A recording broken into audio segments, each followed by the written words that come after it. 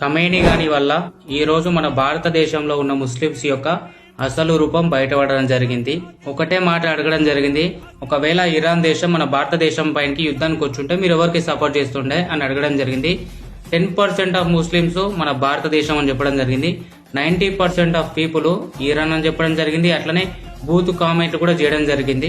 అలాంటి చిల్లర నా కొడుకులు పైడి రాకేష్ రెడ్డి గారు అడిగిన మాటకి మీరు సమాధానం ఇవ్వండి దమ్ముంటే. కానీ మీకు చెప్తున్నా, ఇక్కడ సైనికులు చనిపోయినప్పుడు ఎందుకు ధర్నాలు చేయలేదు మీరు అని అడుగుతున్నా. ఇట్లా పాల్గాం కావచ్చు, ఇంకేదైనా కావచ్చు, పుల్యాం కావచ్చు, ఏదైనా కావచ్చు, ఇక్కడ సైనికులు మీరు ఆ సైనికుల ధైర్యంతో ఇక్కడ అంటున్నారు. మెహదీపట్నంలో కావచ్చు, ఓల్డ్ సిటీలో కావచ్చు, లేకపోతే ఎక్కడైనా కావచ్చు.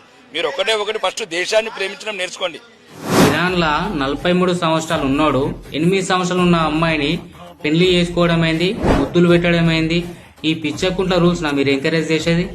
అందుకే నా మీరు ఆ ఖమేనీ గారు చనిపోయినందుకు ఇంత ప్రొటెస్ట్ చేస్తారు. వన్ రూల్స్ అండ్ రెగ్యులేషన్స్ మీకు నచ్చినాయి.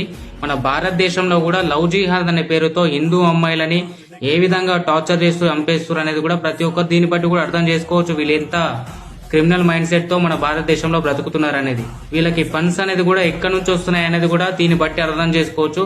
వాళ్ళకి ఫండ్స్ ఇచ్చే నాయకుడు ఈరోజు చనిపోవడం వల్ల ఈ విధంగా చేస్తున్నారని కూడా మనం అనుకోవచ్చు. దానిలో ఏం తప్పులేదు. ఇంత ప్రొటెస్ట్ చేస్తారు ఒక చెత్త నా కొడుకు కోసం అంటే మీరు ఆలోచించుకోవాలి. ఒక అమ్మాయి వచ్చి డైరెక్ట్ అంటుంది, మేము ఇరాన్కి వెళ్ళిపోతాం, మమ్మల్ని మోదీ గారు పంపియండి అని. बिल्कुल जाऊंगी मैं, बिल्कुल मुझे एक बार मोदी जी कहते कि यहाँ से चले जाओ, मैं आपको इजाजत दे रहा हूँ. నీకు సూటిగా చెప్తున్నమ్మా, మన భారతదేశం నుంచి ఇప్పుడు ఇరాన్ కి ఫ్లైట్స్ ఉన్నాయో లేవు. మరి ఇటు పోతే సముద్రం వస్తుంది, ఉండాలి ఈత కొట్టుకుంటూ పోయినా అనుకో, మరి పోతావు వెళ్ళిపో, డైరెక్ట్ వెళ్ళిపోయి ఇరాన్కి వెళ్ళిపో. సిగ్గుండాలి ఇంత నాన్న. ప్రతి ఒక్కరు కూడా ఈ రీల్ షేర్ చేయండి. జై శ్రీరామ్, జై హింద్, జై భారత్.